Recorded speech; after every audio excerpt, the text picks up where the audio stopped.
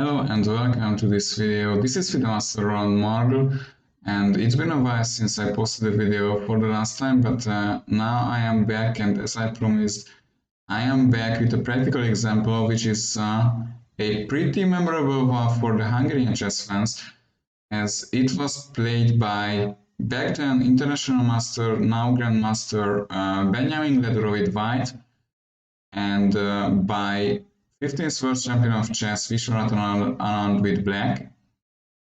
And the game has seen this position when Vishwanathan just took the knight and simplified into a king and pawn endgame, which is our topic in those examples. And he went with the move king to c7, keeping the opposition. And as I talked about it many times already, you want to keep the opposition so that the opponent is the one who has to give up important space. And right now white has the space advantage, definitely. Just look at the kings. And black doesn't want to waste more space, because then he would get into huge trouble.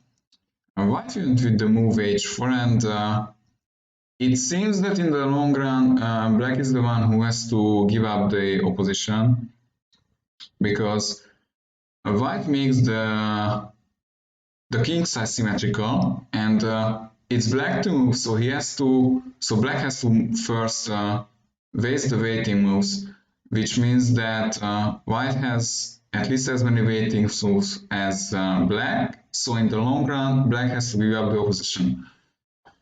And which just goes back to d7. He gives up the b6 square, which Benjamin occupies, and now comes king c8. So the point with his moves was that, yeah, he gives up the space, but it's not in the center. It's towards the side of the board, so white cannot reach those pawns so easily. So this can give some hopes.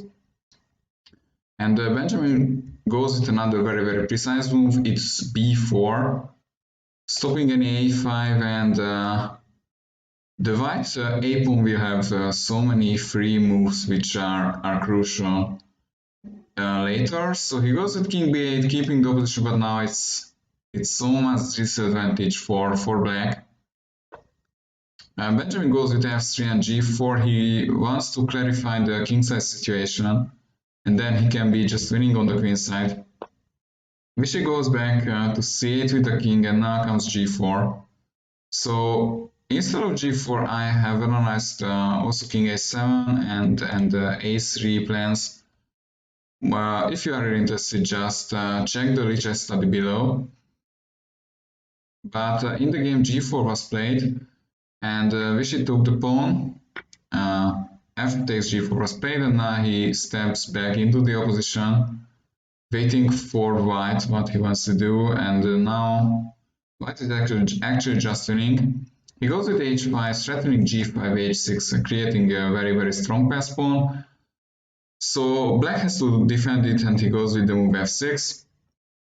And now if you want, you can stop the video and try to guess what white's only winning move is in this position. It's the move a4. And you might not understand why not, for example, a3, but it will be shown in a minute, I think. So he goes with king to c8, because if you go with king a8, then king c7, and as the arrows show, the king will reach the king side, and white will win the game. So king c8 was played. Benjamin goes with king a7, occupying the b8 square, but giving up c7. And now the big point of a4 is that it controls b5, so that b5 is playable. And it controls c6, and the black will just run out of useful moves. He goes with a5. If we had taken, then white could have taken back. And on king c8 there is b6. And if he goes with b6, then king a6, and black is losing the pawn, the very important pawn. So instead Vishy went with the move a5, but it's not really saving him, because there is a very strong move by white. It's somewhat beautiful to make the opponent resign by making king a8. and it happened in the game because if Fischer goes with king b6, then there is king b8 and the pawn will fall next move. And if he goes with b6, then king a7, and once again the pawn will fall. And white is winning the game.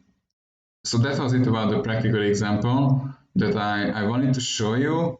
I hope you enjoyed the video. Feel free to click on the like button or leave a comment or share, subscribe, whatever you want. Thank you very much for watching, and bye bye.